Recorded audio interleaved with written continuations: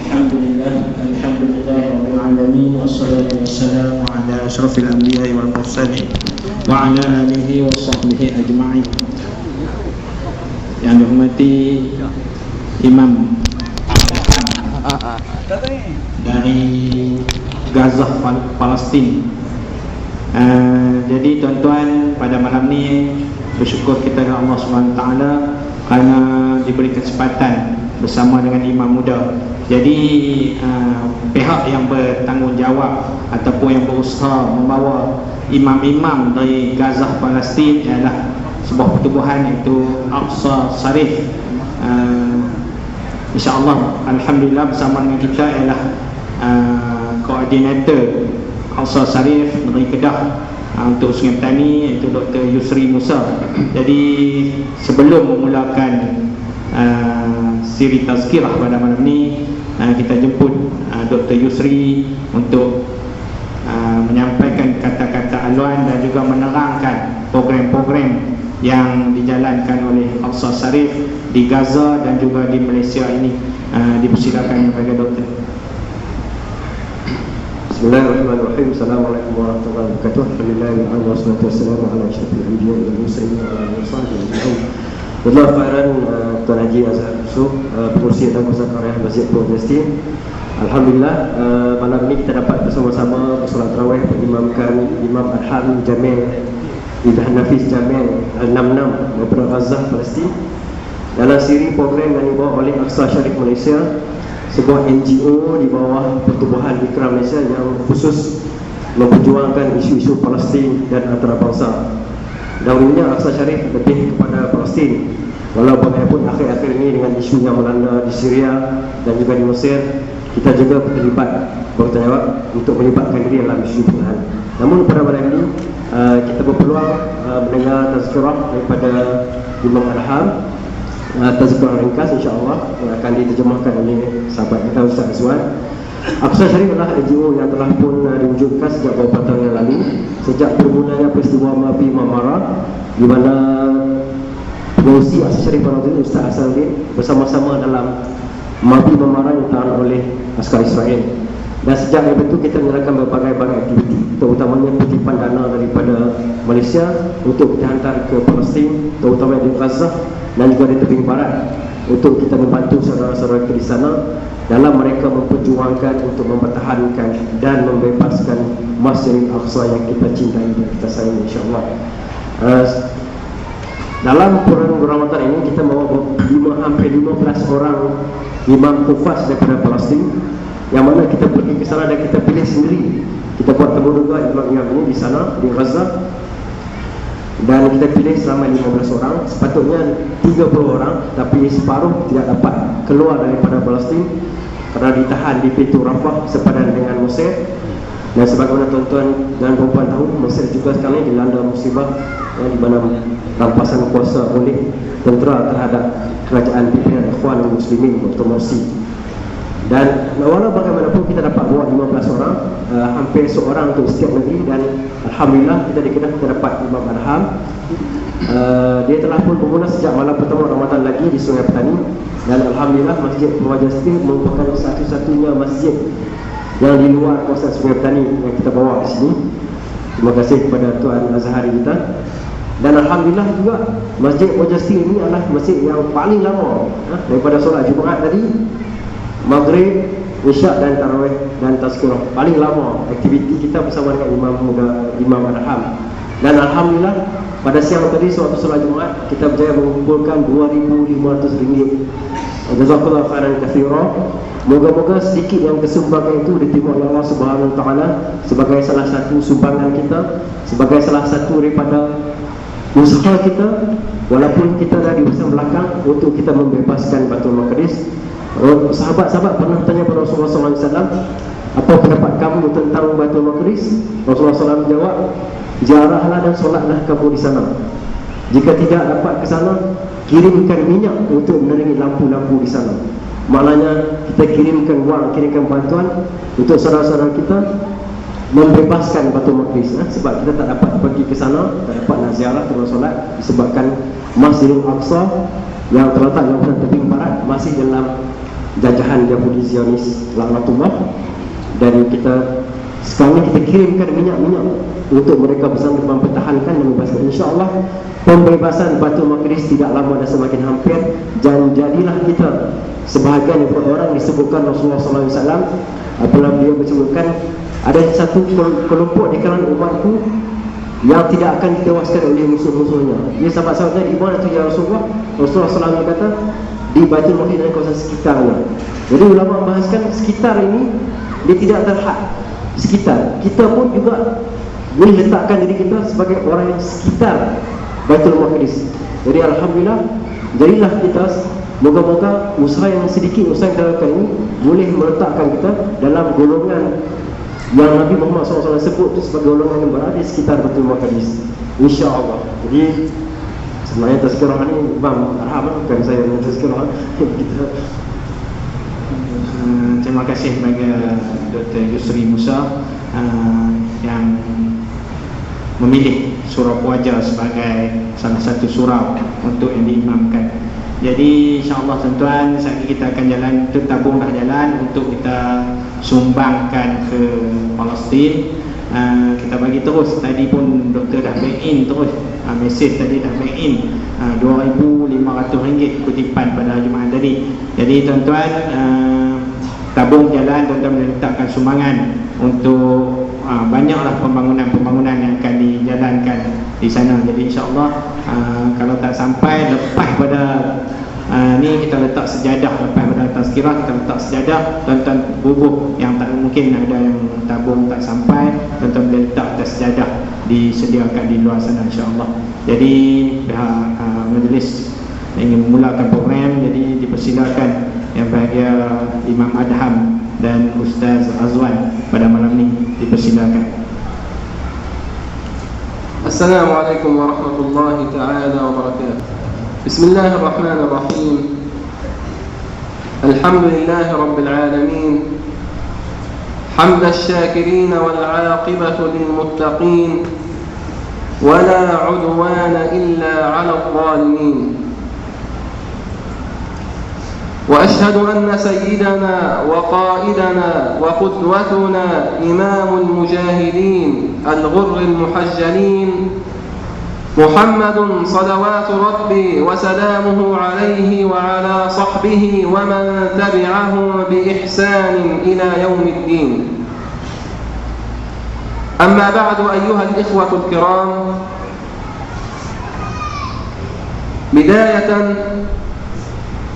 يكاد اللسان أن ينعقد ولا ينطق بكلمة لما رأيناه من طيب قلوبكم ومن حسن ضيافتكم لنا عندما جئنا من أرض فلسطين. Bismillahirrahmanirrahim. Dimulakan dengan bismillah, alhamdulillah, puji-pujian dan selawat ke atas Nabi SAW. Kemudian dia mengungkapkan bahawasanya hati ataupun mulut tidak mampu berbicara kerana melihat kepada sambutan yang begitu baik, sambutan yang begitu mesra, sambutan yang begitu hangat sejak daripada awal lagi. فبداية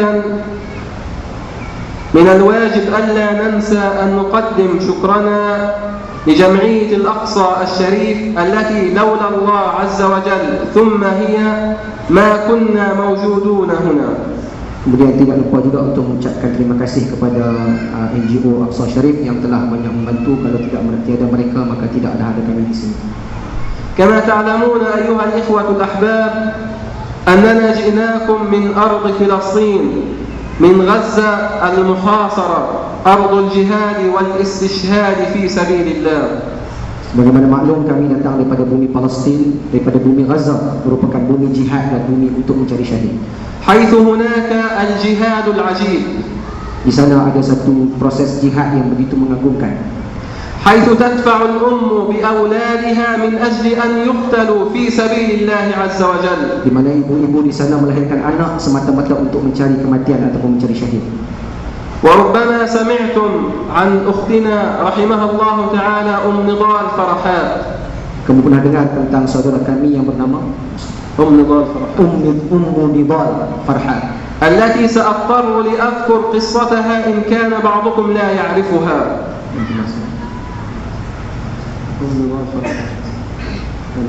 التي سأذكر قصتها. Okey, Ummu Nidal ini kisahnya akan dikisahkan sebentar lagi. حيث أنها بعثت بابنها محمد للقيام بعملية استشهادية. Dia menghantarkan anaknya bernama Muhammad untuk buat amal istishhadi, amal meletupkan badan di tengah-tengah musuh. وعندما قتل 3 من الجنود من اليهود اتصل بأمه وأخبرها الخبر.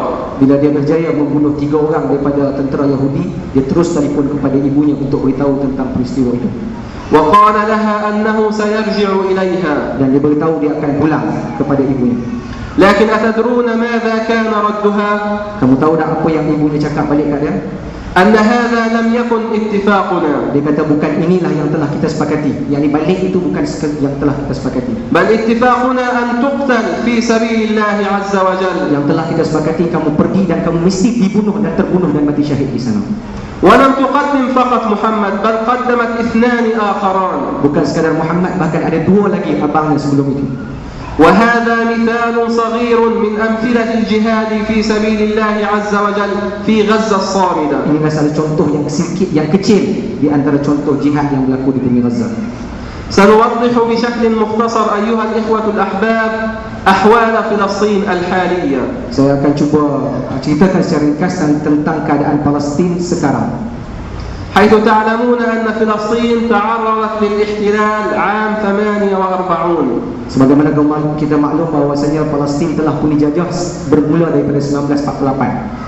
ولم يبقى في أيدي العرب والفلسطينيين إلا الضفة الغربية وقطاع غزة. Tidak ada bagi orang-orang Arab Palestin melainkan hanya sedikit daripada Gaza dan juga daripada tebing barat sahaja. وهما منفصلان عن بعضهما البعض. Dalam masa yang sama antara Gaza dan juga tebing barat terpisah antara keduanya. فحدود الضفة مع الأردن. Sempadan tebing barat dengan Jordan. وحدود غزة مع مصر. Adapun sempadan Gaza dengan Mesir. أما بالنسبة للضفة الغربية adapun nisbah kepada tebing barat, فما زالت تتعرض للاستيطان. masih lagi adanya usaha-usaha istitan. Masih ada usaha untuk merampas ataupun menjajah. حيث صادر اليهود أكثر من نصفها إلى الآن. Sampai hari ini Yahudi sentiasa masuk sebahagian daripadanya. وأما بالنسبة لعاصمتنا القدس المحتلة. Adapun bagi ibu negara Palestin Al-Quds sendiri, فما زال اليهود يسيطرون عليها. masih lagi orang-orang Yahudi menguasai atasnya. ويمنعون أهلها من ممارسة أي أعمال. Mereka tidak membenarkan mana-mana penduduk Arab Palestin, Islam Palestin untuk buat apa-apa kerja pun.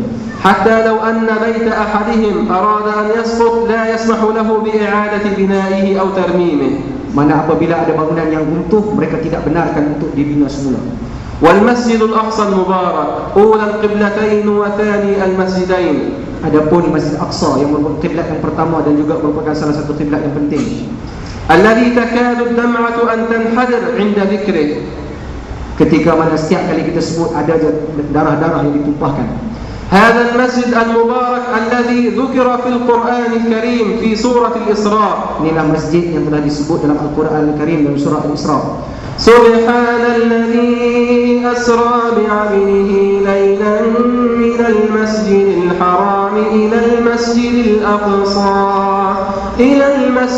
الأقصى الذي باركنا حوله لنريه من آياتنا إنه هو السميع البصير. Subhanalladzi asra bi'abdihi, maha suci Allah Ta'ala yang telah menjalankan akan hambanya lailan pada satu malam minal masjidil haram ila masjidil aqsa, daripada masjidil haram di Mekah ke masjidil aqsa di Palestin, alladzi barakna haulahu, yang telah kami berkati kelilingnya, linuriyahu min ayatina, supaya kami menunjukkan tanda-tanda kebesaran kami, innahu huwas sami'ul basir, sesungguhnya Allah Ta'ala maha mendengar lagi maha melihat. ما زال اليهود كل يوم يحاصرون المسجد الأقصى. قبل ذلك قبل 30 عاما أو أكثر حرقوه وحرقوا منبر صلاح الدين الأيوبي. Sampai hari ini mereka masih lagi mengepung Masjid Al-Aqsa, dan mereka telah pun 30 tahun yang lalu membakarnya. Bukan sekadar membakarnya, bahkan mimbar Salahuddin itu mereka bakar sekali. وبعد ذلك ما زالوا يحفرون من تحت المسجد الأقصى يريد أن يهدموه ويقيموا الهيكل بدلا منه. Dalam masa yang sama mereka korek di bawah Masjid Al-Aqsa untuk mereka bina satu haikal, satu tempat ibadat mereka sendiri. اليهود في فلسطين أيها الإخوة الأحباب حوالي 5 مليون فقط. Orang-orang Yahudi hakikatnya di Palestin hanya 5 juta sahaja. والمسلمون في أنحاء العالم أكثر من 1.5 مليار لا يستطيعون حيلة ولا يهتدون سبيلا. Hakikatnya orang Islam di seluruh dunia lebih daripada 1 bilion jumlahnya. إنه كل العجب على أوضاعنا وعلى ما وصلنا إليه من الذل والمهانة. Daripada apa yang kami hadapi, daripada kehinaan dan penyiksaan ini amat berat. ولن يتغير ذلك إلا إذا تمسكنا بكتاب الله وبسنة نبيه صلى الله عليه وسلم. Segala yang berlaku tidak mungkin berubah sehinggalah kita kembali berpegang teguh kepada Al-Quran dan sunnah Nabi yang sebenar. أما بالنسبة لقطاع غزة هذا القطاع الصامت الذي أتينا منه. Adapun cerita tentang Gaza yang merupakan tempat yang beliau datang, secara khususnya akan dibicarakan. فأيها الإخوة الأحباب هذا قطاع صغير لا يتجاوز مساحته 365 كيلومتر فقط يسكنه 1,700,000. Adapun Gaza ni satu tempat yang terlalu kecil, yang bukan besar mana, hanya sekitar 300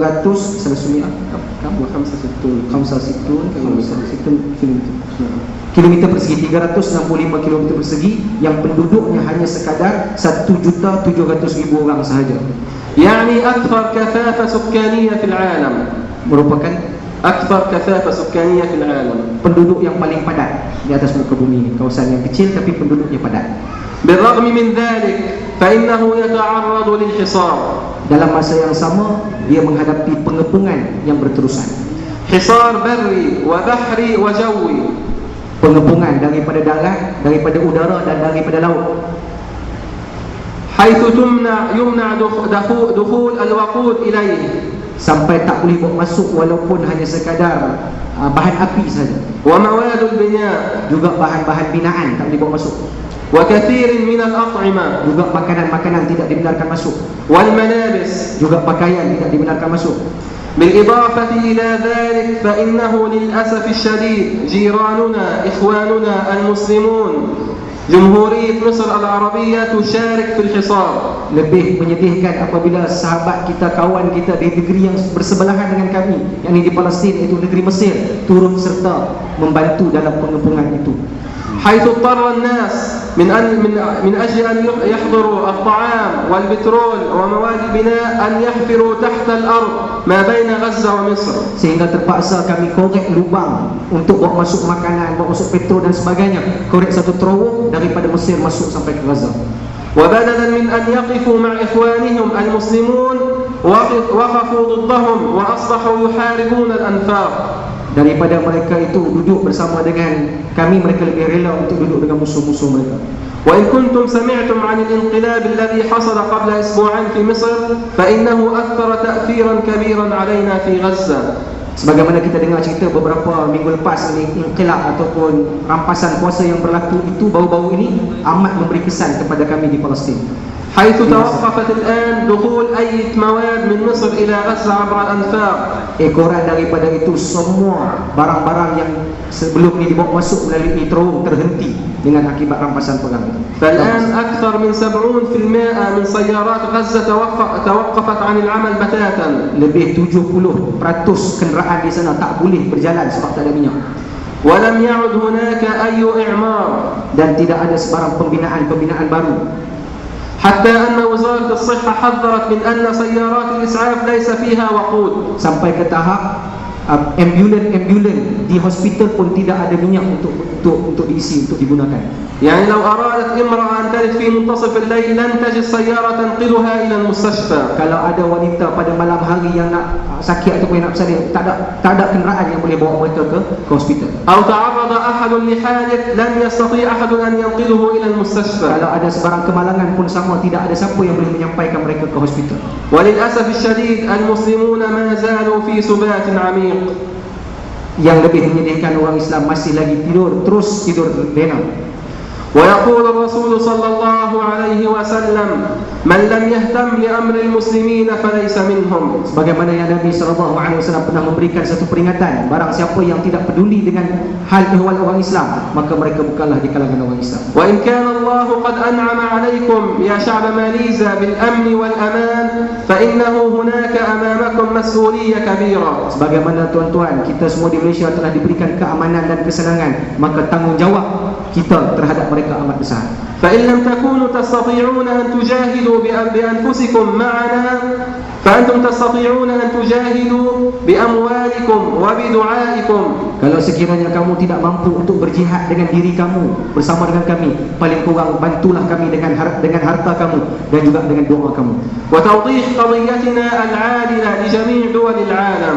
Dan cuba ceritakan keadaan kami kepada seluruh dunia. هذا بالنسبة للأوضاع في فلسطين. Ini bahagian pertama yang saya ceritakan tentang keadaan di Palestin hari ini.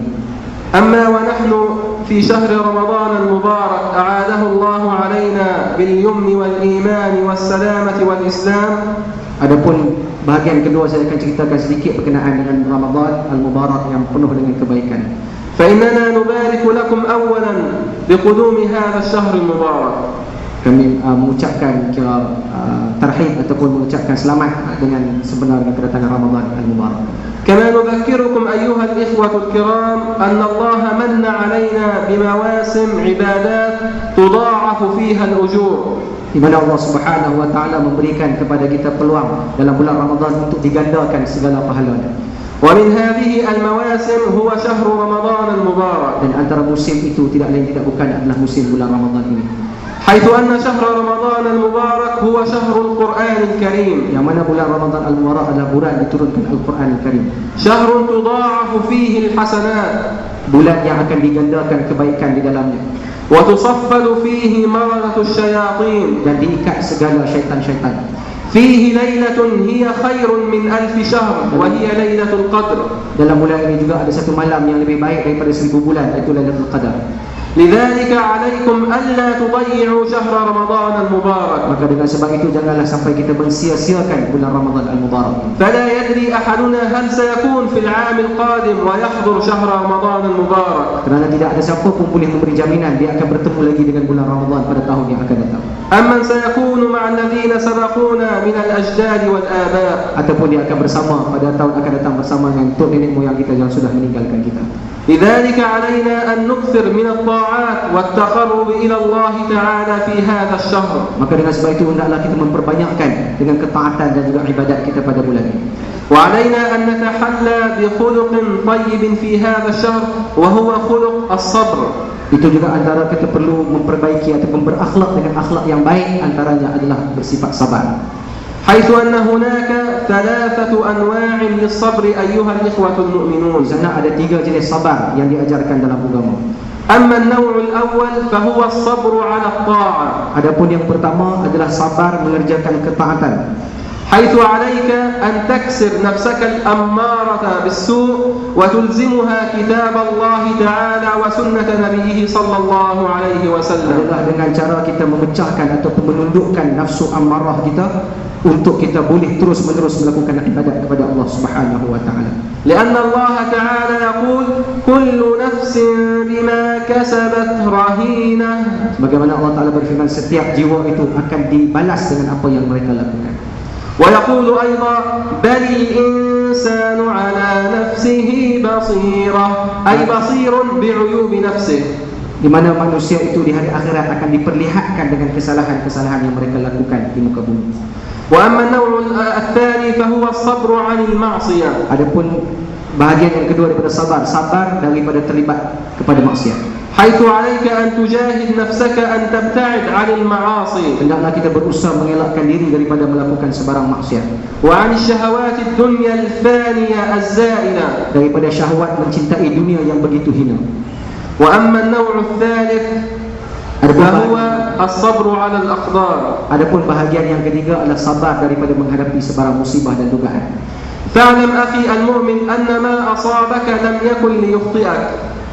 Ketahuilah bahawa setiap benda musibah yang menimpa adalah kerana akibat daripada kesalahan yang kita buat. وما أخطأك لم يكن ليصيبك. Dan sebarang perkara yang buruk itu bukanlah bertujuan untuk mendatangkan apa-apa musibah yang jahat kepada kita, yang buruk kepada kita. يقول الله تعالى: قل لن يصيبنا إلا ما كتب الله لنا هو مولانا وعلى الله فليتوكل المؤمنون. Firman Allah Subhanahu wa taala, tidak ada satu musibah yang menimpa kita melainkan telah ditentukan oleh Allah Subhanahu wa taala, dan Allah taala akan melihat orang-orang yang bertakwa, orang bertawakal kepada Allah taala. وقبل أن أنهي حديثي طلب مني الأخوة أن أوضح لكم ما هي المشروعات التي نقوم بها في غزة من أجل تحفيظ القرآن الكريم للطلاب. Sebelum saya sudahkan, diminta juga kepada saya untuk jelaskan sedikit bagaimana projek hafaz Al-Quran, projek membina tahfizul Quran di Gaza yang sedang berlaku sekarang. حيث أيها الإخوة المؤمنون أنني أعمل في جمعية دار القرآن الكريم والسنة في غزة. Sebagaimana maklum, ada jamiah atau yayasan-yayasan tahfizul Quran di Gaza. حيث أن هذه الجمعية تقوم بمشروعات كبيرة وضخمة تكفلت جمعية الأقصى ببعض منها. Antara projek yayasan ini adalah melakukan ataupun membantu pelajar-pelajar tahfiz dan juga membantu projek-projek yang ada di Gaza.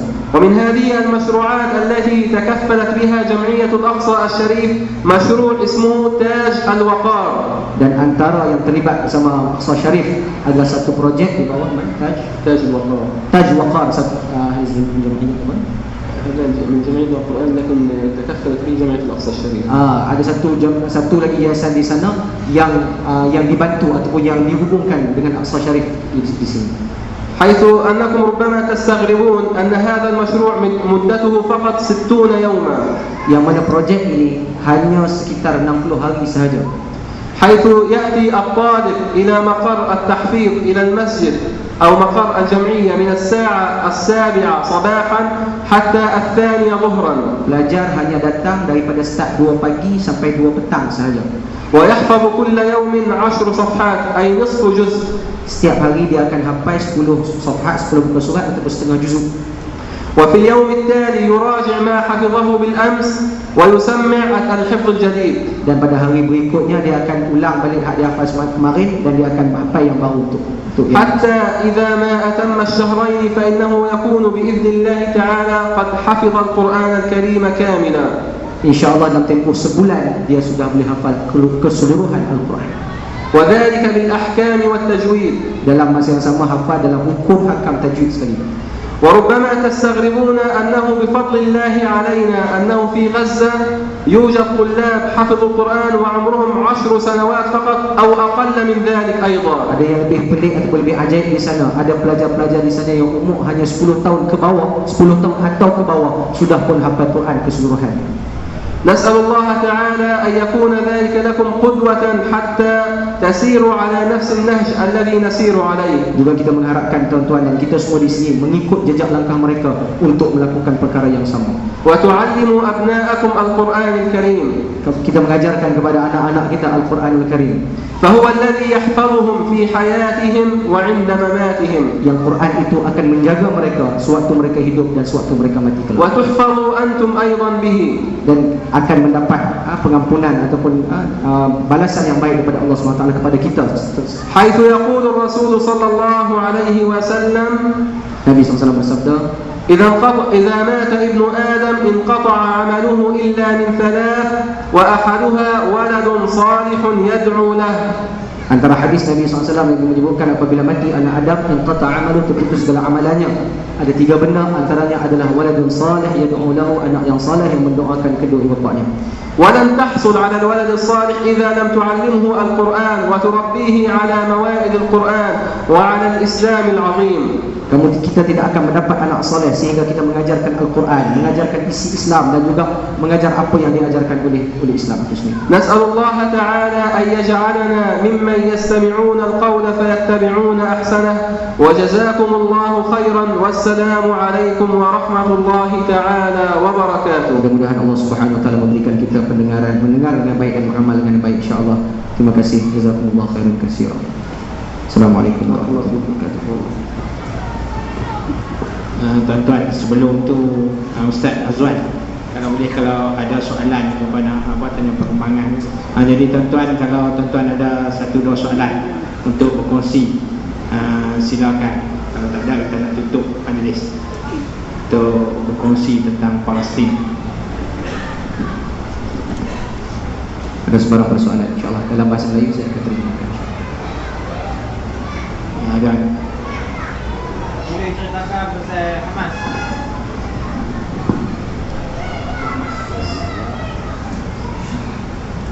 طيب بسم الله الرحمن الرحيم.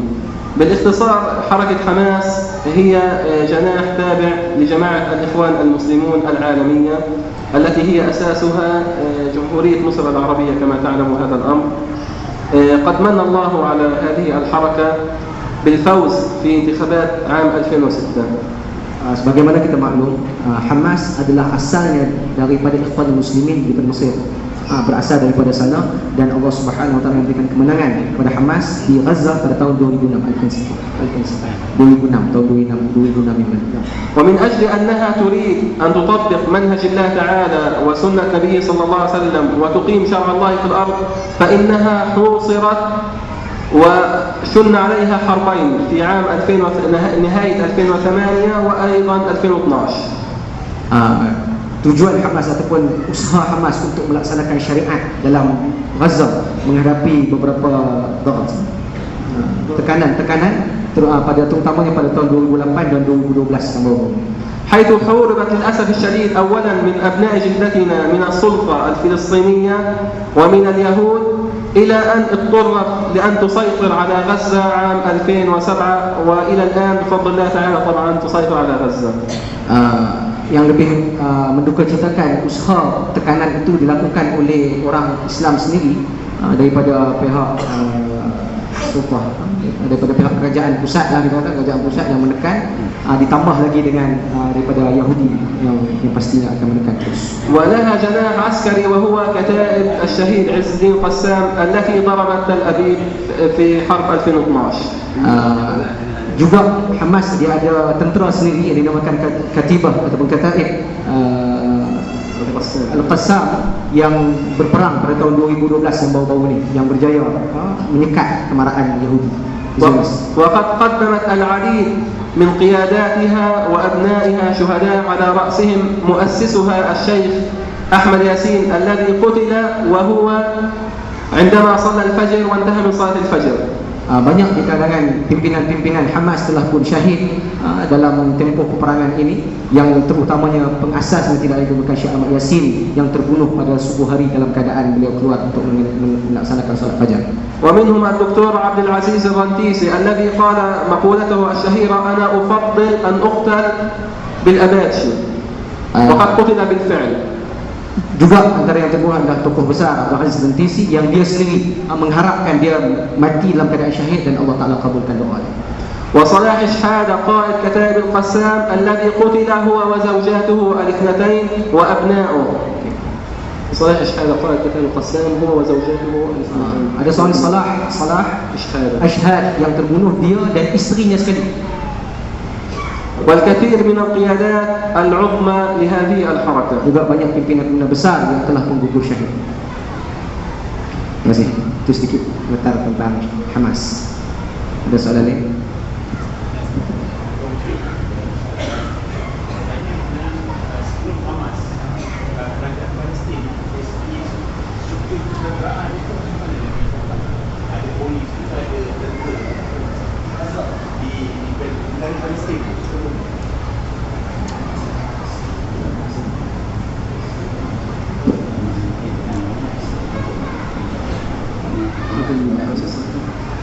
قبل أن تسيطر حماس طبعا كان قبلها مجيء السلطة الفلسطينية عام 94 حتى 2006.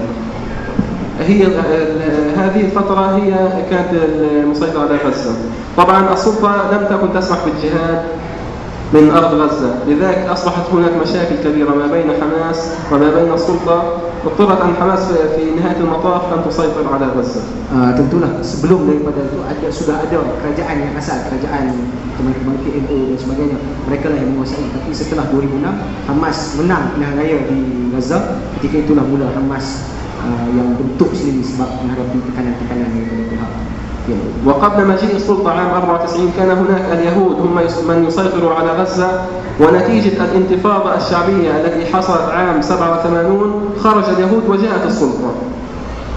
Sebelum daripada itu pernah Yahudi menguasai sampai ke Gaza dan juga beberapa kawasan, tapi dengan sebab mukawamah ataupun Hamas bangkit, maka mereka dapat menguasai kembali beberapa kawasan.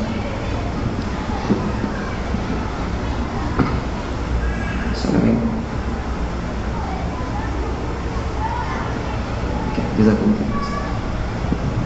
Jazakumullah khairan wa barakallahu fiikum. Ya, terima kasih kembali kepada Imam dan juga Ustaz Azwan, dan juga terima kasih tak terhingga kepada Al-Sar Sarif Kedah, Dr. Yusri Musa yang sudi membawa imam ke sini. Jadi tuan-tuan, di sini ada beberapa pengumuman. Yang pertama sekali tuan-tuan, daripada malam pertama tazkirah yang disampaikan, tuan-tuan boleh lihat di dalam blog Berilmu dan Amal. Tuan-tuan boleh lihat kita tu yang buat rakaman, Abang Edi buat rakaman. Jadi tuan-tuan boleh buka Berilmu dan Beramal sampai ke malam ni. Dia ada video rakaman kalau tuan-tuan tak sempat.